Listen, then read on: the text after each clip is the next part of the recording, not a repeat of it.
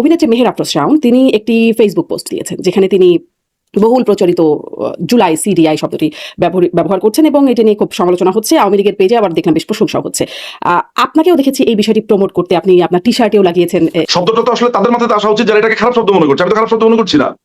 নিজেদের মধ্যেও আপনার এরকম অনেক শব্দের ব্যবহার করে আক্রমণ, পাল্টা আক্রমণ আপনাদের মধ্যে দেখা যায়। যদি বলি আপনাদের নিজেদের অ্যাক্টিভিস্ট, আপনাদের কারা কারা নাম জানা, আপনার কথা বলবো অমির রহমান পেয়াল বা সুলতানা রহমান। ওনাদের অমির রহমান পেয়ালকে আমি ঠিক চিনতে পারছি না। আপনি তাকে নিয়ে অনেক বক্তব্য দিয়েছেন। আমি এই মুহূর্তে নামটা মনে করতে পারছি না কে। আওয়ামী লীগের পক্ষে একজন অ্যাক্টিভিস্ট, আপনি তাকে ব্রিগেডিয়ার। আমি এই মুহূর্তে আপনি ডাক্তার দেখাতে পারেন। মানে যেই নেতৃত্বে আওয়ামী লীগের এই ঐতিহ্যবাহী দলটার এই পরিণতি হলো, সেখানে কি কোনো পরিণতি হয়েছে? ক্ষমতাচ্যুত হতে হয়েছে, পলাতক থাকতে হচ্ছে? ক্ষমতাচ্যুত কেন বলছেন? ক্ষমতা কোনটাকে ক্ষমতা বলে? জোর করে কোনো কিছু নিয়ে নাকি ক্ষমতা বলে? বাংলাদেশের প্রধানমন্ত্রী, বাংলাদেশের রাষ্ট্র ক্ষমতায় কোন দলটি আছে? এই মুহূর্তে জোর করে আছে, অবৈধভাবে আছে তারেক রহমান আছে। তিনবার অবৈধ নির্বাচন করে, মানে ভোটারবিহীন নির্বাচন করে। কোনটা ভোটারবিহীন নির্বাচন?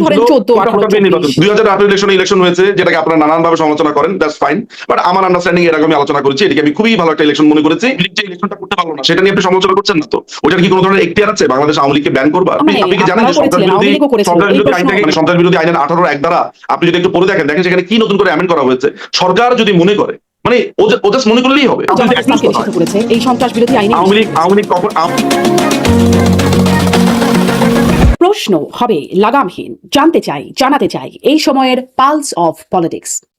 সম্প্রতি অভিনেত্রী মেহের আফরোজ শাওন থেকে শুরু করে আওয়ামী লীগের অ্যাক্টিভিস্টরা সামাজিক যোগাযোগ মাধ্যমে সচরাচর ইঙ্গিতপূর্ণভাবে প্রচার করেন জুলাই সিডিআই, যে আন্দোলনে দেশের ছাত্র জনতা, বাম ডান থেকে উগ্রপন্থী, এমনকি ছাত্রলীগের একাংশ বা অনেক আওয়ামী লীগ নেতাকর্মীদের সন্তানরাও নেমেছিল রাস্তায়। সেই আন্দোলনকে নিয়ে এমন অশ্লীল ইঙ্গিতপূর্ণ শব্দ ব্যবহার কেন? প্রতিবাদের ভাষা কেন এমন বিদঘুটে? সম্প্রতি এক ভার্চুয়াল বক্তব্যে আওয়ামী লীগের সাধারণ সম্পাদক ওবায়দুল কাদের বলেছেন, আমরা শপথ নিচ্ছি চোখের বদলে চোখ, রক্তের বদলে রক্ত, ভায়োলেন্সের বদলে ভায়োলেন্সের। তবে কি আওয়ামী লীগ পরিণত হচ্ছে সন্ত্রাসী দলের? যেই নেতাদের দায়িত্বকালীন বিপর্যস্ত হয়ে ক্ষমতাচ্যুত হতে হয়েছে দীর্ঘ ঐতিহ্যবাহী দল আওয়ামী লীগকে, পলাতক থাকতে হচ্ছে দলটির শীর্ষ নেতাদের, আবার সেই নেতৃত্বে ভর করে দেশের রাজনীতিতে ফিরতে পারবে দলটি? এমন আরো অনেক প্রশ্ন নিয়ে আলোচনায় স্বপ্নধারা নিবেদিত পালস অফ পলিটিক্সে আমার আজকের অতিথি আওয়ামী লীগ সভানেত্রী রাস্থা ভাজন এবং আওয়ামী লীগের অ্যাক্টিভিস্ট ব্যারিস্টার সলিসিটর নিঝুম মজুমদার। ব্যারিস্টার নিঝুম মজুমদার, আপনাকে স্বাগত জানাচ্ছি পালস অফ পলিটিক্সে আমার আজকের আয়োজনে। আপনাকে অনেক ধন্যবাদ। আপনার দর্শকদেরকে শুভেচ্ছা, ভালোবাসা। আপনাকে অনেক অনেক ধন্যবাদ, আপনি সময় দিচ্ছেন, যুক্ত হয়েছেন।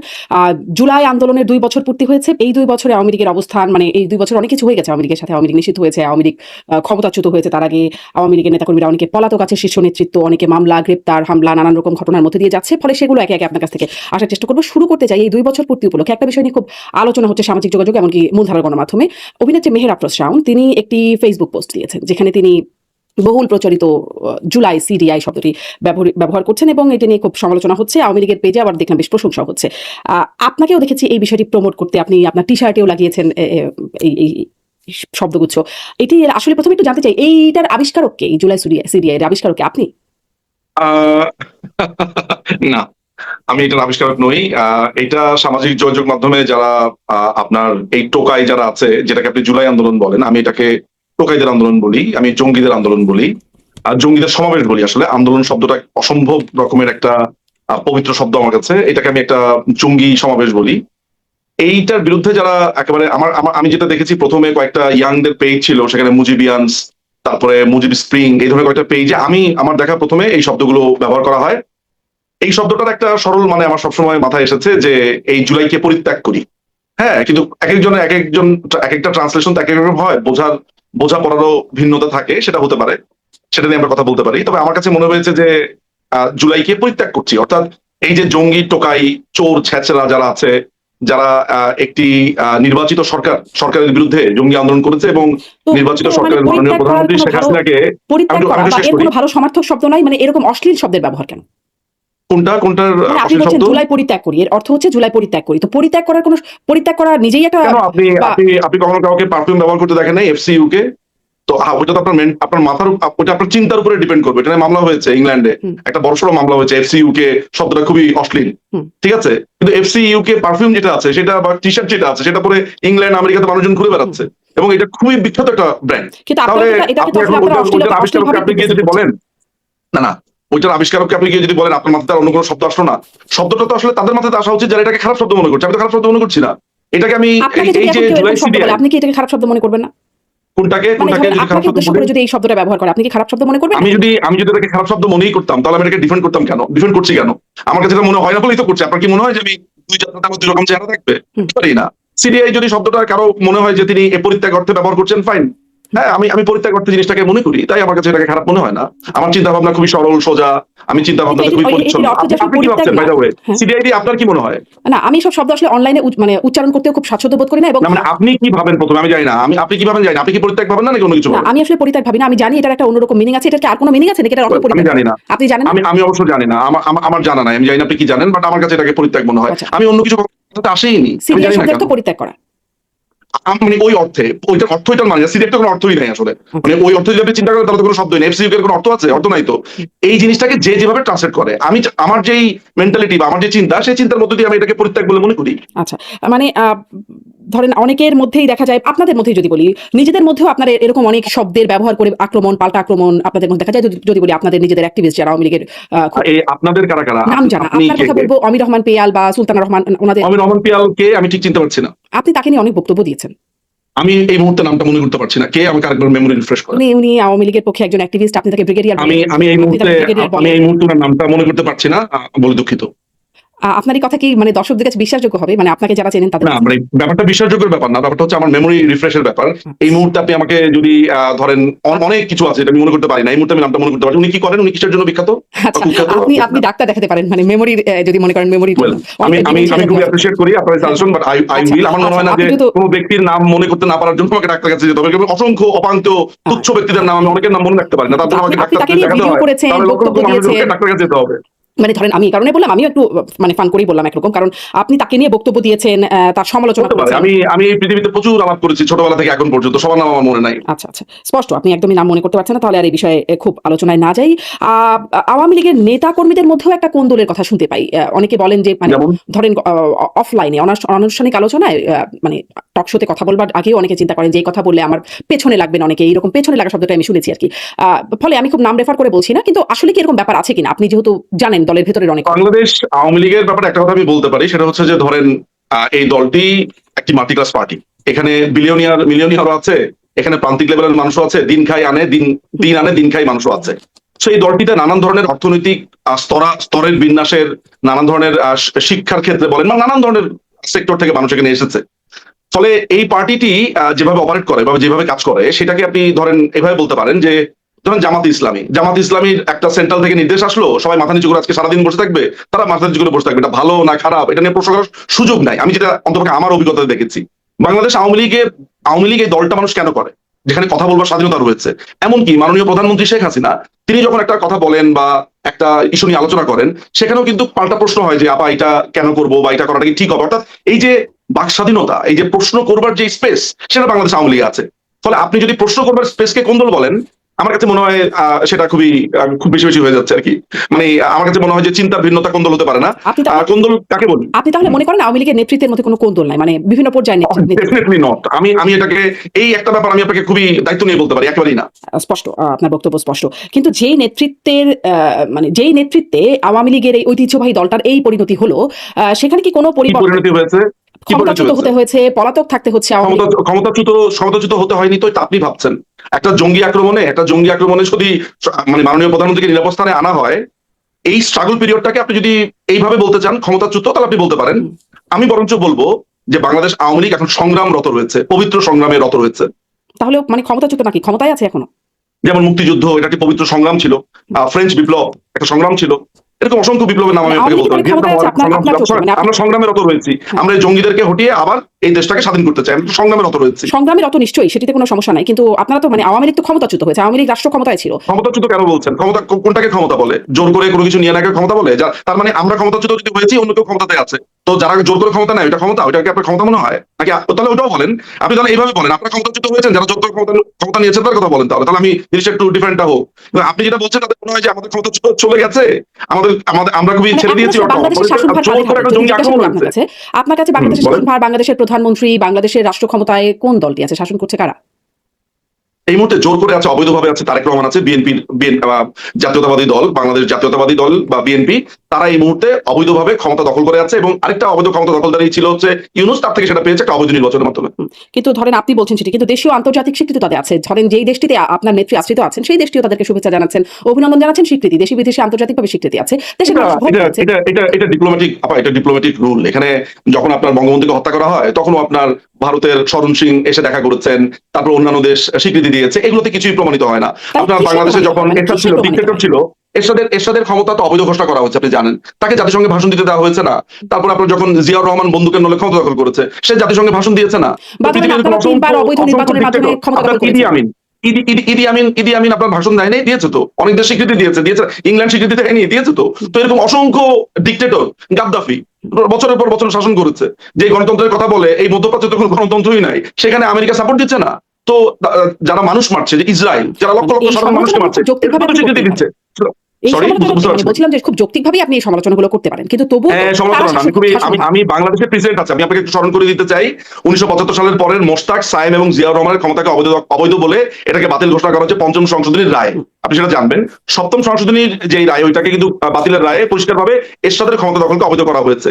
এবং আপনি ওই পঞ্চম সংশোধনীর তোফাজ্জল হোসেনের রায়টা পড়ে দেখবেন যে মার্শাল ল বলে কোনো ল নাই, আর কোনো অবৈধ ক্ষমতা দখল যেটাকে বলা হয় এইটা কোনোভাবে করা যাবে না। এবং আমাদের সংবিধানের সাথের খতে পরিষ্কারভাবে লেখা আছে এগুলো শাস্তি কি আছে।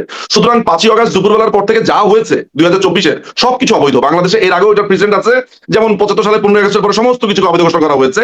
হ্যাঁ, এটা ঠিক যে সেই সময় বিচারপতিরা পলিসি রিজনে, যেমন কারো যদি এখন বিয়ে হয় 2024-এর পরে, ওই বিয়ে তার ভবিষ্যতে বাতিল করা যাবে না। কিন্তু এইটাকে বলে হচ্ছে যে মানে এক ধরনের টোকেন, এক ধরনের সিম্বল, যে এই শাসনভারটাকে অবৈধ ঘোষণা করা, যেটা বাংলাদেশের আদালতে এটা প্রমাণ রয়েছে পঞ্চম সংশোধনী। আপনি ভালো করে পড়ে দেখবেন, আপনি নিজেও তো আইনের ছাত্রী, আপনি হয়তো জেনে থাকবেন।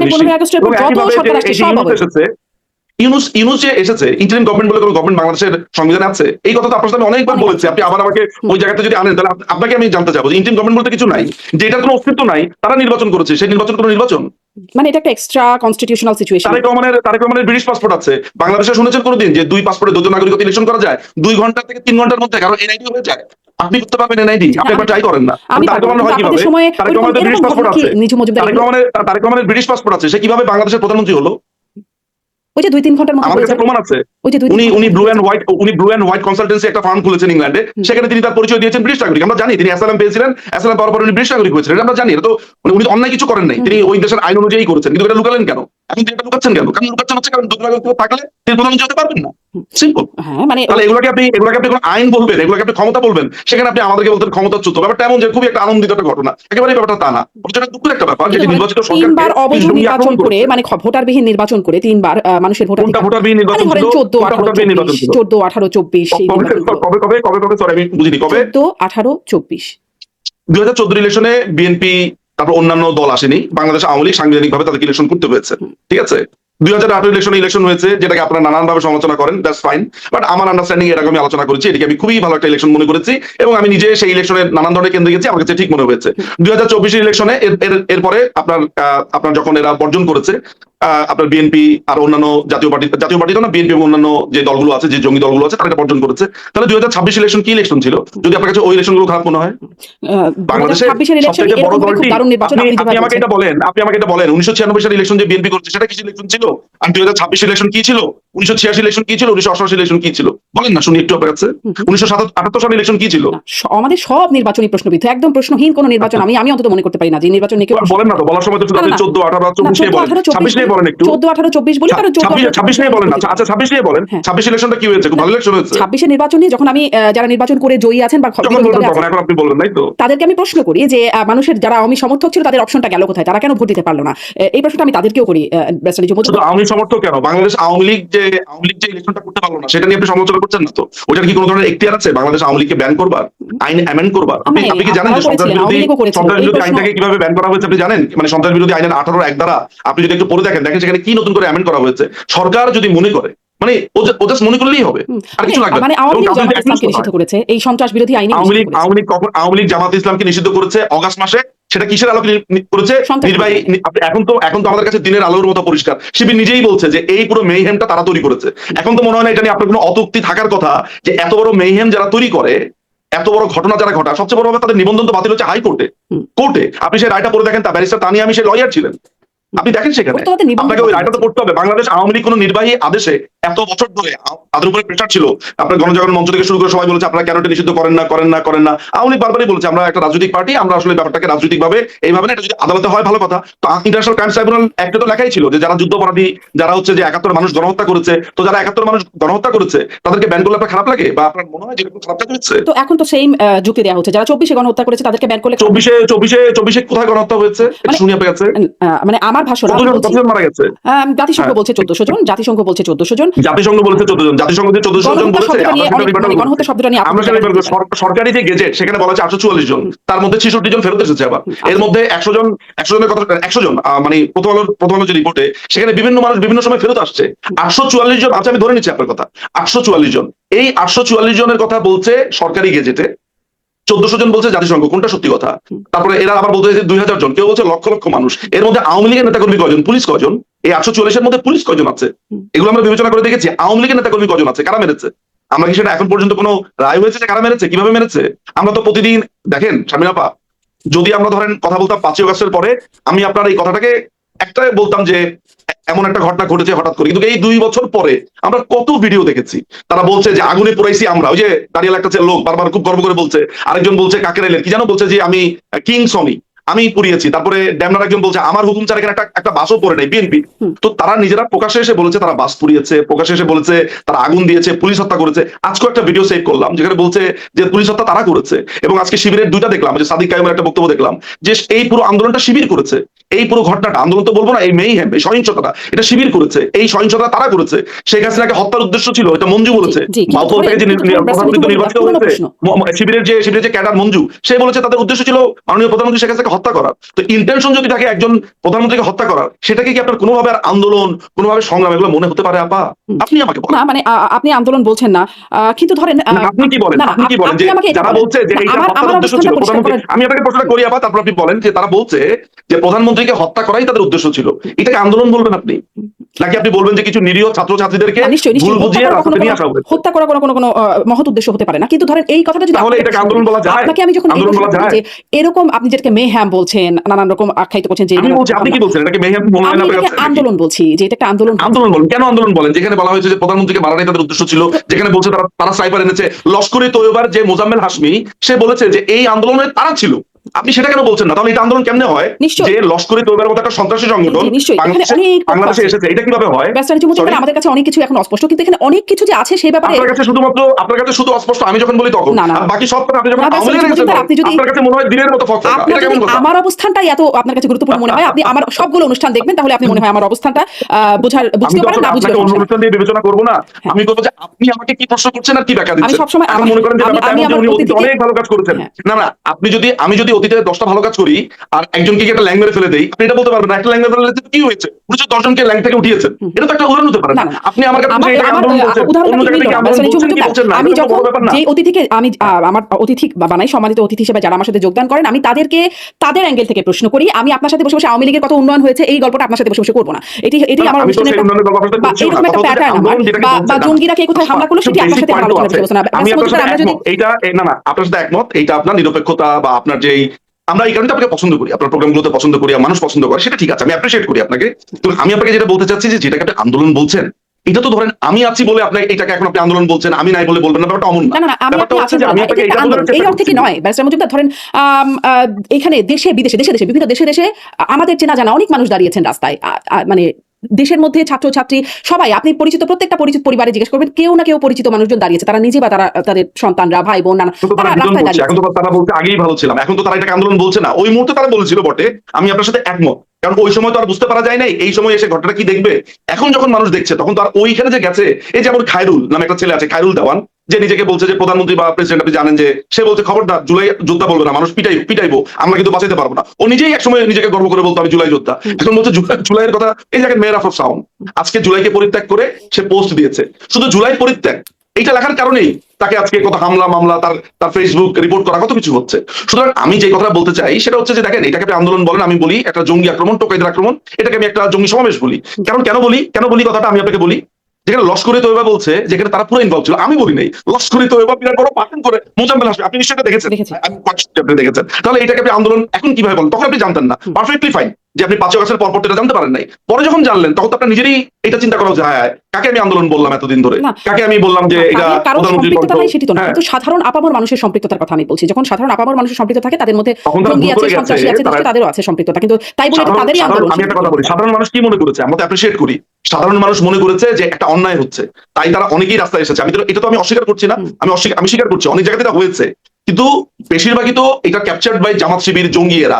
সাধারণ মানুষ তো বুঝেছে পরে, যখন তারা বুঝেছে তখন তারা এটাকে আন্দোলন বলছে না, তারা বলছে আগেই ভালো ছিলাম। আগেই ভালো ছিলাম মানে কি, মাননীয় প্রধানমন্ত্রী শেখ হাসিনা আওয়ামী লীগের বলে ভালো ছিল, ফলে তারা যেটা গেছে তারা লজ্জিত, লজ্জিত, কিন্তু ভোট ঠিক না? দিয়ে তো এটা তারাও এটা প্রমাণ বলছে হলো না। না। সুতরাং তাদের যে চিন্তা ভোট সেটা দিয়ে তো তো সম্মান এটা জানিয়ে প্রমাণ, এটাকে আন্দোলন ভোটে বলা তো যায়। এটা প্রমাণ হলো না যে তারা লজ্জিত বা তারা আসলে মানে কি বলেন আপনি? সারাক্ষণ তো আমি টিভিতে তাই দেখি। আমি তো মোটামুটি ফেসবুকে, আপনি যদি বলেন বাংলাদেশের যারা এই যে এই টিভি চ্যানেলগুলো আছে ওগুলোর কথা বাদ দেন, তারা তো আপনি যে সাংবাদিক ছিলেন আছেনও, আপনি জানেন যে হাউ ইট ওয়ার্কস। আপনি জানেন যে নাজরিন মুন্নি আমাকে ফোন করে বলেছেন যে সালাউদ্দিনের ভয়ে সে যেতে পারে না, আমি যাতে সালাউদ্দিনকে নিয়ে একটা ব্লগ বানাই। তা আমি নাজরিন মুন্নিকে বললাম যে কি হয়েছে বলেন তো, বলে যে তার ভয়ে আমি টিভিতে যেতে পারি না, ডিবিসি না কোথায় যদি চাকরি করতে একাত্তর ছেড়ে। কি ঘটনা? তিনি আমাকে বলেন যে সালাউদ্দিন তাকে ফোন করে তাকে থ্রেট দেয় এবং ওই টিভি তাকে থ্রেট দেয়। এখন সালাউদ্দিন কেন, এই যে বিএনপি যখন স্বরাষ্ট্রমন্ত্রী, ও আচ্ছা। বিএনপি স্বরাষ্ট্রমন্ত্রী সালাউদ্দিন আহমেদ, নাজরিন মুন্নি আমাকে নিজে ফোন করে বলেছেন ভাই আমাদেরকে আপনারা কবে আসবেন একটু বলেন, একটু বাঁচান আমাদেরকে। আমি বললাম যে কেন, আপনি তখন লাল আন্দোলনে যোগ দিয়েছেন এর পক্ষে বলেছেন, বলে ভাই এগুলো বলে আর লজ্জা দিয়েন না, এই সালাউদ্দিনের হয়তো চাকরি করতে পারবো না ভাই। এই নাজরিন মুন্নি আমাকে এটা ফোন করে বলেছেন, আমি একদম প্রকাশ্যে বলেছি, তাহলে কি লাইভে বলছি। তাহলে কি বিষয়টা এরকম যে ফুটন্ত তাওয়া থেকে জ্বলন্ত উনুনে একদল মানুষ পড়েছেন, মানে না, আমি বলবো যে শীতল সুন্দর আবহাওয়া থেকে মানুষ আগুনে পড়েছে। শীতল সুন্দর আপনি ফুটন্ত আগুন কেন বলছেন? সবাই আমাদের নেমে তো গেল। ছিল শীতল চমৎকার সুন্দর আর্দ্র আবহাওয়া। হ্যাঁ, আচ্ছা, শীতল চমৎকার সুন্দর আবহাওয়া থেকে মানুষ একদম মানে তখন কেন তারা লাল হয়ে গেল, তখন কেন তারা রাস্তায় নামলো এত শীতল সুন্দর আবহাওয়া থাকলে? সেই প্রশ্নটা আপনি আপনার ভুল বুঝেছে, আপনি আপনার জীবনে অনেক সময় ভুল বুঝেছেন না, অনেক কাজ করে ফেলেছেন, পরে আপনার মনে হচ্ছে না এটা কি করলাম, ওরকম একটা ঘটনা ঘটেছে। সেই ক্ষেত্রে আপনার যে ভুল বোঝা, সেই ভুল বোঝাকে আমি দোষ দিতে পারি না, কারণ আপনি ডিরেইলড হয়েছেন বাই জামাত শিবির। মানে আমি আপনাকে দিয়ে, মানে আপনি যদি জনগণ হন আর কি, আচ্ছা, সেই অর্থে কিন্তু বলছি আমি কথাটা। আপনার কাছে এই প্রশ্ন যে করতে চাই, ধরেন জামাত শিবির বা এই আন্দোলনে বিএনপিও ছিল, তারাও দাবি করে মানে তারা আসলে কি করতে পারতো? আপনি মানে তাদের নির্বাচিত হবার কোনো সুযোগ সম্ভাবনা কিছুই রাখা হয়েছিল না, মানে অবশ্যই ছিল, একের পর এক 14তে হলো না, অবশ্যই ছিল, 18তে তারা বিশ্বাস করে অবশ্যই এসেছিল, ছিল। 18তে বিশ্বাস করে এসেছিল, কিন্তু 18 পরিণতি দেখা গেছে, 24এও হলো না, এরপরে কখনো হবে বলে সেই আভাস ইলেকশনে কি হয়েছে কেন বলছেন আমি জানি না, এটা নিলে তো আবার আরেকটা প্রোগ্রাম করতে হবে। তবে আপনি যেটা বলছেন সেটাকে আমি কমপ্লিটলি ডিনাই করি। আমি মনে করি যে আমাদের সামনে যেখানে 2026-এর মাগরিবের ইলেকশন আছে, সেইটা দেখার পরে আপনার মনে হয় না 18 নিয়ে প্রশ্ন করা উচিত, আপনার 14 নিয়ে প্রশ্ন করা উচিত। তখন যুদ্ধাপরাধীদের বিচার হচ্ছিল, ওই যুদ্ধাপরাধীরা বলছে তারা ইলেকশনে আসবে না, তাদেরকে ইলেকশনে আনার জন্য পায়ে ধরতে হবে। আপনি হয়তো জানেন না যে ব্রিটিশ হাই কমিশন অনেক চেষ্টা করেছিল, তারেক রহমান ইলেকশনে আসতে চেয়েছিল, তারেক রহমান কথা বলতে চেয়েছিল, আপনি জানেন না। অনেক ঘটনাই আমি আপনাকে বলি, আমরা তো এই সারফেস, আপনিও জানেন হয়তো, অনেক সময় বলেন না, কিন্তু আমি আপনাকে বলছি ইলেকশনে জামাত ইসলামী আসতে চেয়েছিল, বিএনপি আসতে চেয়েছিল, 2024 ইলেকশন আসতে চেয়েছিল। আমাদের কাছে সেগুলোর যথেষ্ট প্রুফ আছে, এগুলো সামনে আসবে, আমরা তো শ্বেতপত্র প্রকাশ করবো, কারা কি বলছে না বলছে, এখন আমরা সমস্ত কিছু প্রকাশ করবো। কিন্তু কেন আসলো না? আমরা তো তাদেরকে দাওয়াত করে আনবো না, তারা নানান ধরনের শর্ত দিচ্ছে। আমরা আমাদের পরিষ্কার ভাবে বলা ছিল যে ইলেকশনে আসবেন নির্বাচন কমিশনের নিয়ম মেনে। আমরা ভাই এখানে আপনাদেরকে শর্ত মানার না মানার কেউ না, কারণ মাননীয় প্রধানমন্ত্রী খালেদা জিয়ার সাথে ইতিমধ্যে আপনি জানেন 45 মিনিটের একটা দীর্ঘ আলাপ হয়েছিল 2014 ইলেকশনের সময়। তিনি তাকে বলেছেন যে চলেন আমরা সবাই মিলে সব দল থেকে আমরা প্রতিনিধি নিয়োগ করে আমরা ইলেকশনটা করি। খালেদা জিয়া তখন বলেছিলেন অসহযোগ আন্দোলন চলছে, এটা চলবে, তিনি হরতাল বন্ধ করবেন না। তখন মাননীয় প্রধানমন্ত্রীকে কি পরিমাণ অপমান করা হয়েছিল। বলেছিলেন বলে 14তে মানুষ ভোট দিতে পারবে না, 24-এ মানুষ 18তে দিতে না, সেটার জন্য না, 2014 ইলেকশনের আগে সরকারের পক্ষ থেকে ইনিশিয়েটিভ তো নেওয়া হয়েছিল, এমন তো না যে ইনিশিয়েটিভটা নেওয়া হয়নি। তখন সেই সময় তৎকালীন সাবেক প্রধানমন্ত্রী খালেদা জিয়া তিনি তখন এই ব্যাপারটাতে রাজি ছিলেন না। তিনি বলেছেন যে হরতাল চলবে, আমি নেগোসিয়েশন ওই হরতাল রাখা অবস্থায় করবো। প্লাস আপনারা তো সেই কনভারসেশনটা শুনেছেন কি হয়েছে না হয়েছে, যদিও সেটা কোনো আদালতে প্রমাণিত না সেই কনভারসেশন, বাট আমি রেফার করলাম, আপনি এটা ডিনাই করতে পারেন যেটা ওনাদের কনভারসেশন না, সেটা আলাদা। আমি যদি এটা বলি যে তারা কনভারসেশন করেছেন, সেখানে গভর্নমেন্টের পক্ষ থেকে ইনিশিয়েটিভ ছিল। 2018 ইলেকশনের সময় যে ইলেকশনটা হয়েছে, সেই ইলেকশনের সময় বিকাল 4টা পর্যন্ত মির্জা ফখরুল ইসলাম আলমগীর নিজে বলেছেন যে চমৎকার ইলেকশন হচ্ছে, সুষ্ঠু ইলেকশন হচ্ছে। উনি 4টার পর থেকে বলা শুরু করলেন যে না মানি না। তার আগ পর্যন্ত 12টা তার আগ পর্যন্ত কখন, আমি কটা মনে পর্যন্ত করতে পারছি না, তবে 4টা পর্যন্ত না। মানে আপনি যেটা মনে করতে পারেন না, কিন্তু আপনি সেটা ডিনাই করে বসে আছেন। আমি তো আপনাকে তার সময়টা বলছি যে 4টা যদি আপনি দায়িত্ব নিয়ে বলেন তাহলে ঠিক আছে, মানে আমি দায়িত্ব নিয়ে বলছি। তিনি বলেছেন যে ইলেকশন সুন্দর হচ্ছে, চমৎকার হচ্ছে। তো তারা ইলেকশন চমৎকার সুন্দর হওয়ার পরে, এবং এই ইলেকশনটা যদি খারাপই হয়, এটা যদি ধরেন আমরা অবৈধ যেটাকে বলা হচ্ছে যে ইলেকশন হয়নি, তাহলে বিএনপি শপথ নিল কেন? রুমিন ফারহানা আপনার এমপি হলো কেন, হারুনুর রশিদ এমপি হলো কেন? তারা তো এই ইলেকশনটাকে মেনেই এসেছে। জি, জি। তো ইলেকশন এটা নিয়ে অনেক যদি আলোচনা নাই হয়, তারা শপথ নিল কেন? আপনি এটা আমাকে নিয়ে এই কথা বলেন। এটা নিয়ে অনেক প্রশ্ন তাদেরকেও আমরা করেছি যে এই প্রশ্নটার উত্তর কি, তারা তাদের একটা ব্যাখ্যা রাইট। দিয়েছে। সুতরাং যেখানে বিরোধী দল বলছে ইলেকশন ঠিক আছে, সেখানে আপনি বলছেন ঠিক নাই। আমি বিরোধী ঠিক দল বুঝতে বলে নাই পারলাম না ঠিক কেন। আছে। মির্জা ফখরুল ইসলাম আলমগীর বিরোধী দল ট্যাসিটলি বলেছে, কারণ তারা সংসদে গেছে তারা ফ্ল্যাটও চেয়েছে। রুমিন ফারহানা ফ্ল্যাট চায়নি, চেয়েছে তো, এবং সেটার জন্য সে অবশ্যই তার রাইট আছে চাওয়ার। ওটাকে আমি ট্রল করছি না, আমি এটা প্রমাণ করছি বা বলছি যে বিএনপি যদি এই ইলেকশনকে বর্জন করতো, তাহলে তারা বলতো যে ইলেকশন মানি না, ইলেকশন হয়নি। তারা ইলেকশনটাকে মেনে নিয়েছে বলেই তো সংসদে মানে গেছে। আপনার নির্বাচন, আপনারা একদিকে সরকারে একদিকে ছিলেন, আমি আওয়ামী লীগ একদিকে সরকারে আমি ছিল, আপনার সাথে কোলাকুলি করবো, আবার অন্যদিকে আমি আপনাকে বলবো যে না, আপনি খারাপ কাজ করছেন। দুটো একসাথে যায় না। আওয়ামী লীগ এটা তো সরকারে কন্ট্রাডিকশন। ছিল, আমার আওয়ামী লীগ যুক্তি হচ্ছে। নির্বাচনকালীন সরকারে ছিল, আওয়ামী লীগ আইন মানে প্রশাসন তাদের হাতে ছিল, আওয়ামী লীগ আইন প্রণয়নের দায়িত্বে ছিল, সবকিছু আওয়ামী লীগ দায়িত্বে ছিল। আমরা করেছি কিন্তু হয় নাই, এতটুকু কি স্পষ্ট জনগণের ভোটাধিকার থেকে বঞ্চিত করার জন্য? মানে এটা একটা যৌক্তিক ব্যাখ্যা। না, আপনি দেখেন এগুলোর তো অনুবাদ নানান ধরনের আছে, নানান ধরনের ট্রান্সলেশন আছে। আমি এটা খুবই অ্যাপ্রিশিয়েট করি যে 18 ইলেকশন নিয়ে আমরা তর্কাতর্কি করতে পারবো। এমনকি যে ধরেন যেসব জায়গাতে প্রবলেম হয়েছে বলে আমরা দেখেছি, শুনেছি, সেসব নিয়ে দিনের পর দিন, রাতের পর রাত আমরা কথা বলতে পারবো। কিন্তু এইটাকে একেবারে আপনি খারিজ করে দিচ্ছেন, 18 ইলেকশন কোন ইলেকশনই না, 14 ইলেকশনে কেউ আসলে বলে ইলেকশনই না, এইটাকে আমি মানতে নারাজ। আমার কিন্তু বোঝাপড়াতে মনে হয় একটু আমাদের এদিক সেদিক হচ্ছে।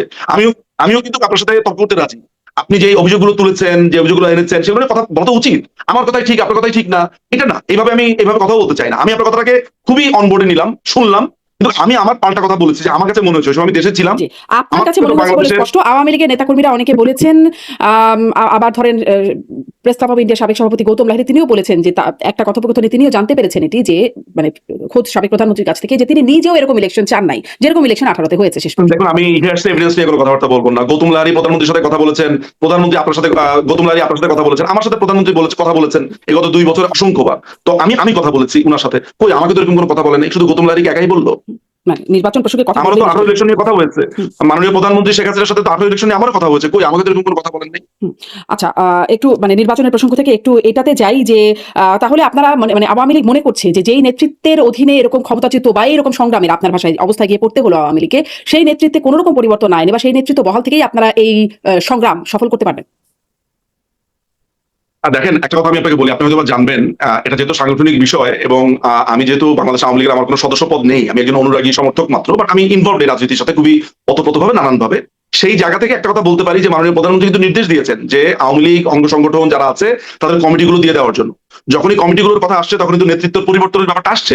আপনি দেখেন যে ছাত্রলীগের বিভিন্ন জায়গাতে নেতৃত্বের পরিবর্তন হচ্ছে, যুবলীগের বিভিন্ন জায়গাতে হচ্ছে, স্বেচ্ছাসেবক লীগের বিভিন্ন জায়গাতে হচ্ছে। এখন আপনি যদি আওয়ামী লীগের প্রেসিডিয়াম, তারপর আওয়ামী লীগের মূল যারা কেন্দ্রীয় নেতাদের কথা বলেন, সেসব ব্যাপারে সিদ্ধান্ত বা না সিদ্ধান্তের ব্যাপারটা এই মুহূর্তে আমি কেন এটাকে একটা বড় ডিল মনে করছি না, বা আপনার এই কথাকে কেন আমি মনে করি যে মানে আপনার কাছে খুব ইম্পর্টেন্ট ডেফিনেটলি, বাট আমি কেন এটাকে ধরেন খুবই সিগনিফিকেন্টলি ভাবি না।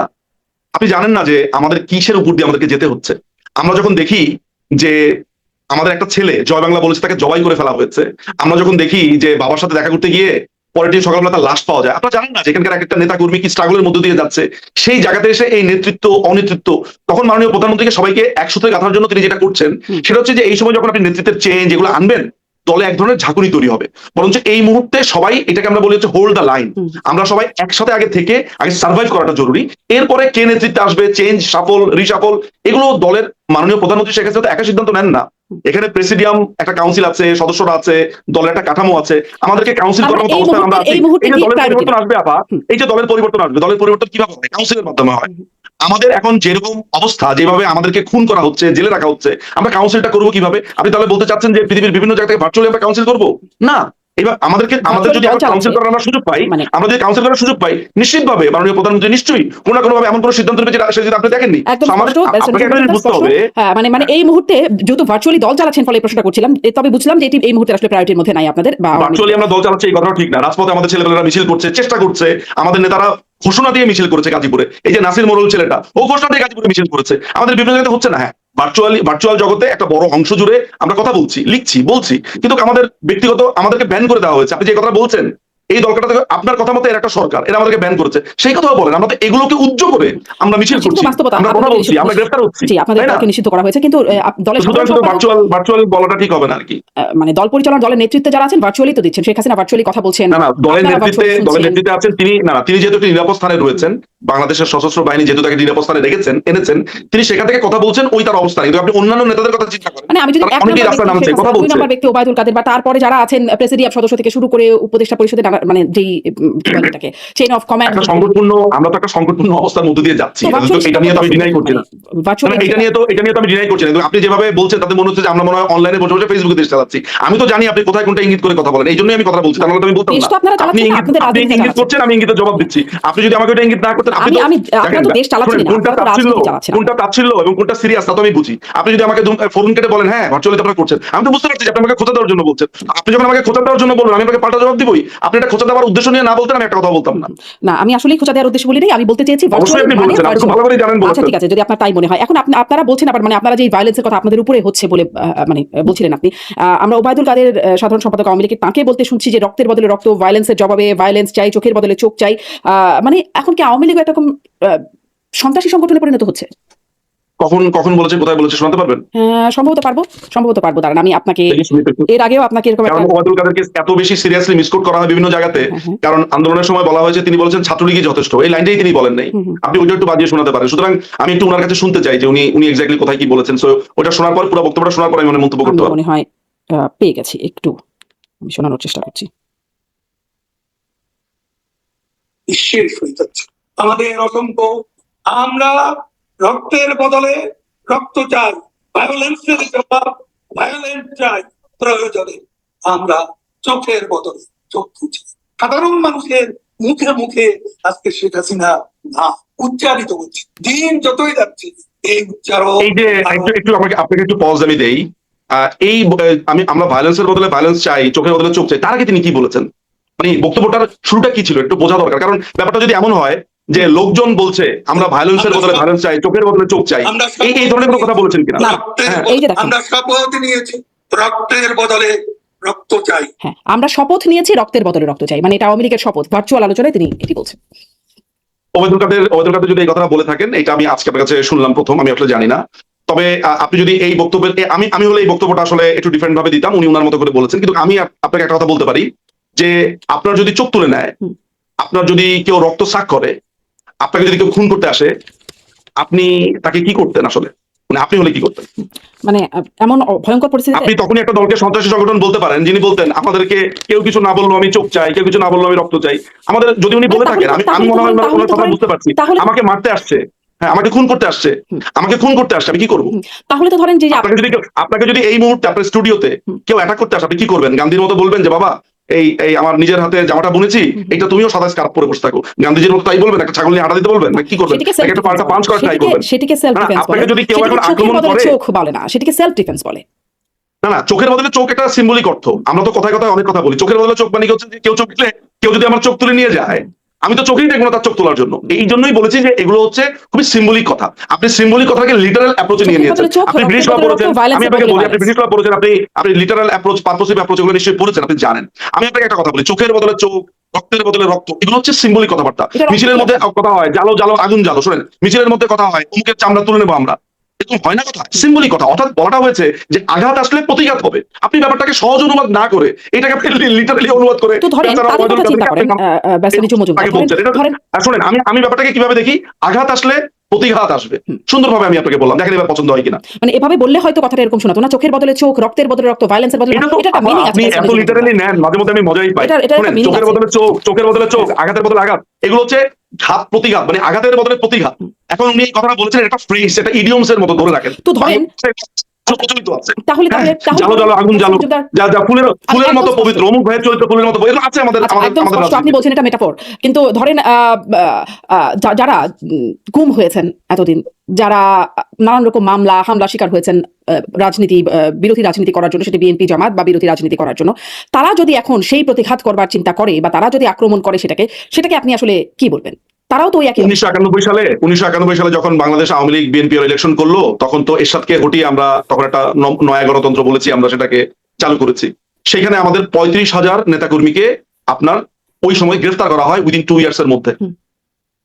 ইন্ডিমনিটি অধ্যাদেশ বাতিল করবে বলে এই কথা দিয়েও তারা করেনি। আমাদের প্রায় ওই প্রথম বছরে, আমি যেটা মনে করতে পারি, প্রথম 2 বছরে প্রায় 465 আওয়ামী লীগ নেতাকর্মীকে হত্যা করা হয়েছে। শুরুটা করেছে কে? বিএনপি, তাই না? আপনি যদি শুরু করতেই হয়, 1991 থেকে শুরু করতে হবে।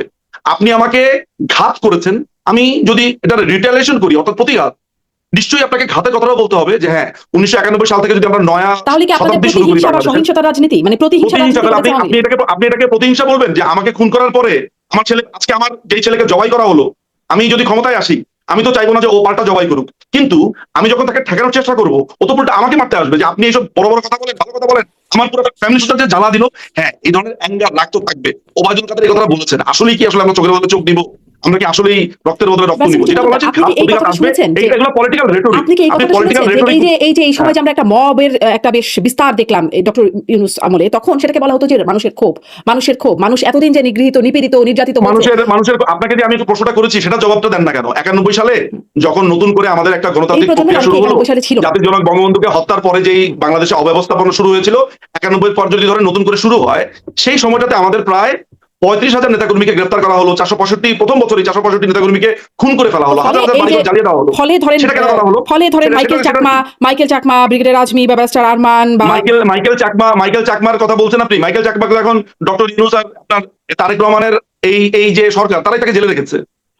মাইকেল চাকমা কি করতে আপনি জানেন? মাইকেল চাকমা সম্পর্কে আপনার আসলে মানে সিরিয়াসলি আমি আপনাকে বলছি, আপনাকে আমি মাইকেল চাকমাকে কোনো গুম করা হয়নি। মাইকেল চাকমা এই দেশকে ভাগ করার জন্য সেনাবাহিনীর উপরে সে তার শান্তি বাহিনী লেলিয়ে দিয়েছিল।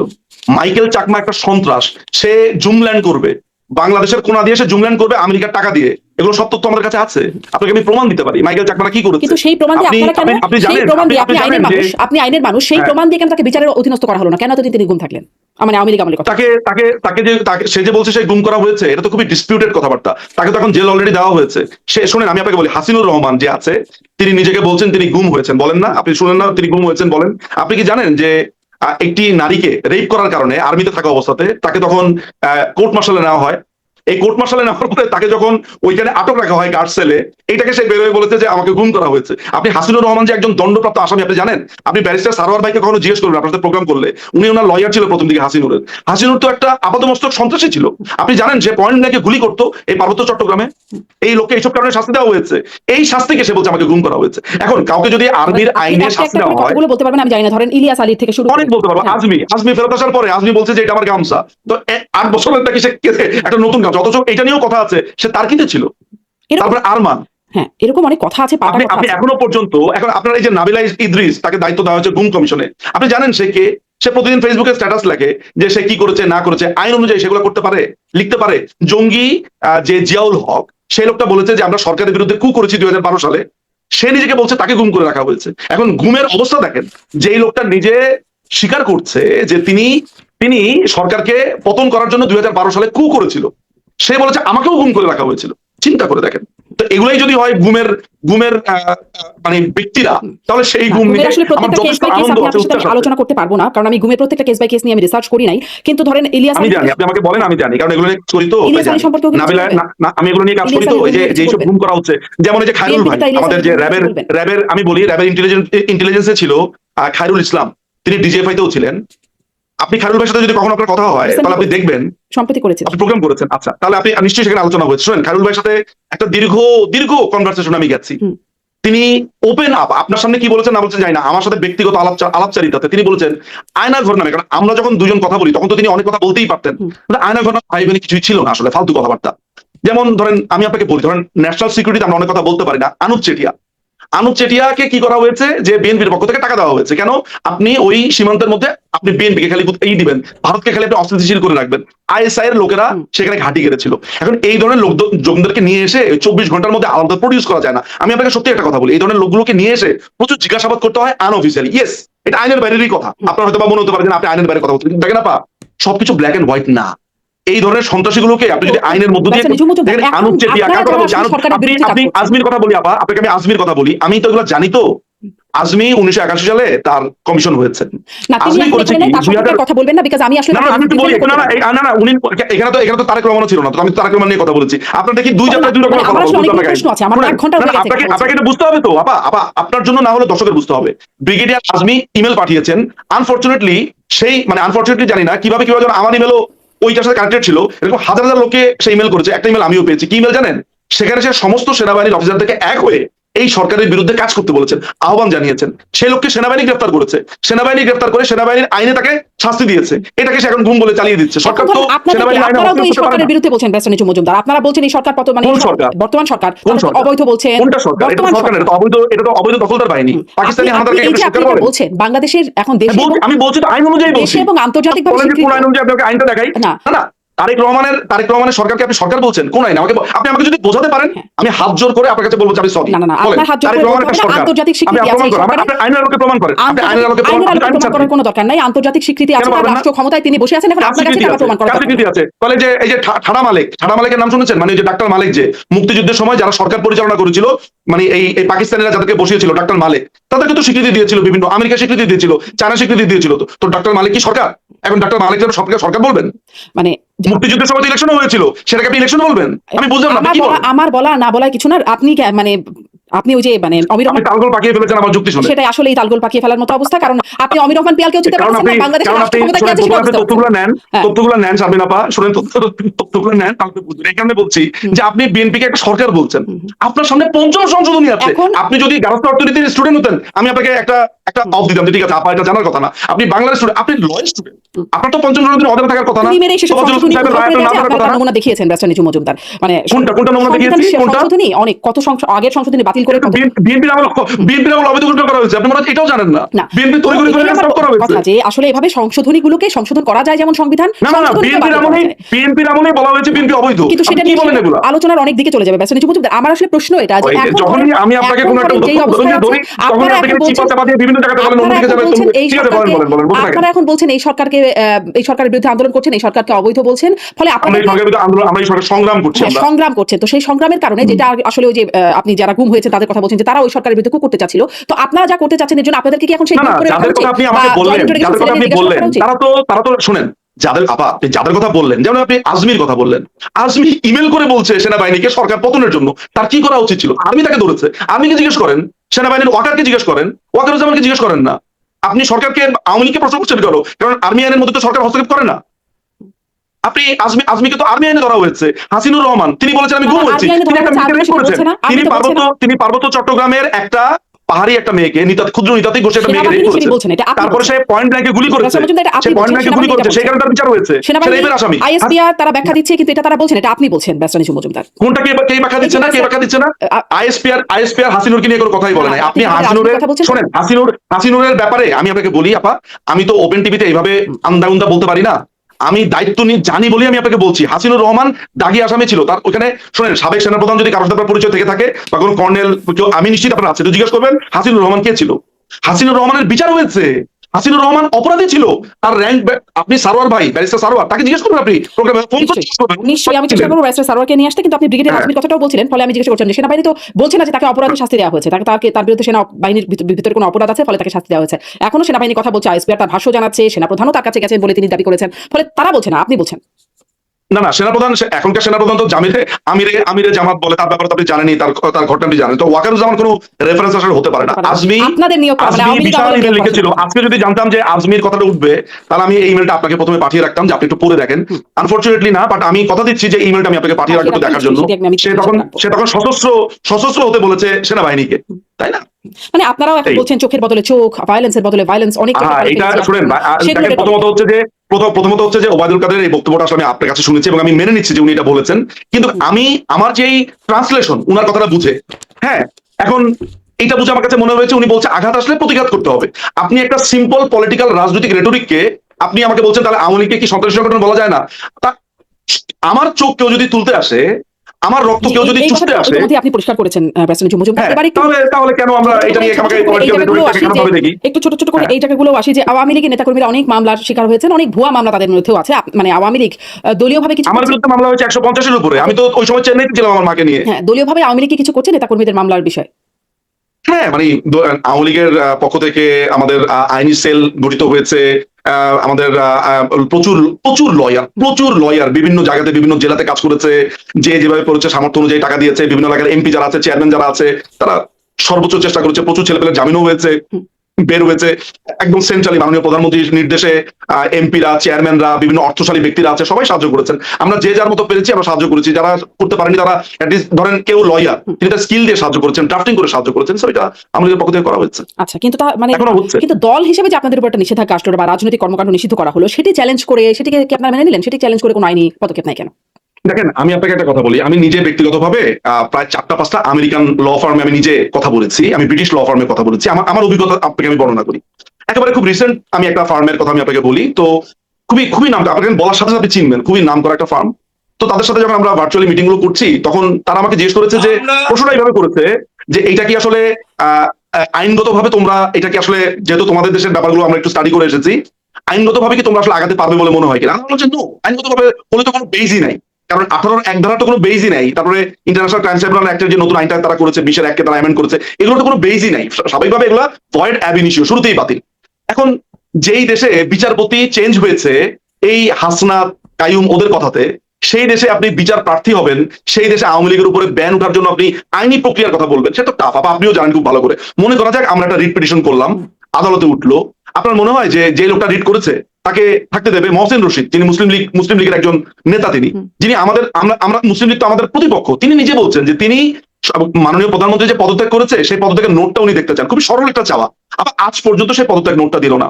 অথচ যেই ভার্ডিক্টার বলে ইন্টারিম গভর্নমেন্ট গঠিত হয়েছে, বলা হয়েছে, সেখানে বলা হয়েছে যেহেতু মাননীয় প্রধানমন্ত্রী পদত্যাগ করেছেন, সেই পদত্যাগ পত্রই আমরা দেখি নাই। তো এরকম একটা আদালতে, যেই আদালতের কোনো বেস নাই, যেই আদালতের বিচারপতি পরিবর্তিত হয়েছে আসিফ নজরুলের কথাতে আর এই টোকাইদের কথাতে, এই ছাত্র সহিংস শিবিরের কথাতে, সেইখানে আপনি আমাদেরকে আনব্যানের কথা বলছেন। বিদেশি আইনজীবীরা পর্যন্ত আমাদেরকে প্রশ্ন করছে যে দেখো, তোমরা তো এটা আইনি ভাবে এটা উঠাতে পারবে না, এটার জন্য দরকার হচ্ছে লবি, এটার জন্য দরকার রাজনৈতিক আলাপ। এই সুরেই যে আওয়ামী লীগের যে কোনটা, মানে ধরেন আওয়ামী লীগ আমলে বিএনপি নেতাকর্মীদের নামে যে মামলা, আওয়ামী লীগ আমলে শোনেন আপা, আওয়ামী লীগ আমলে আমি জানি না যে আপনি কোনো চেম্বারে কাজ করতেন কিনা। আমার বাবা তো লয়ার, আমি আমার আব্বার চেম্বারে কাজ করতাম, কাজ শিখতাম। আমি আপনাকে একটা ছবিও দেখাতে পারি। আসলে ছবিটা তুলেছি আমি হাইকোর্টের ওই দোতলা থেকে বের হয়ে।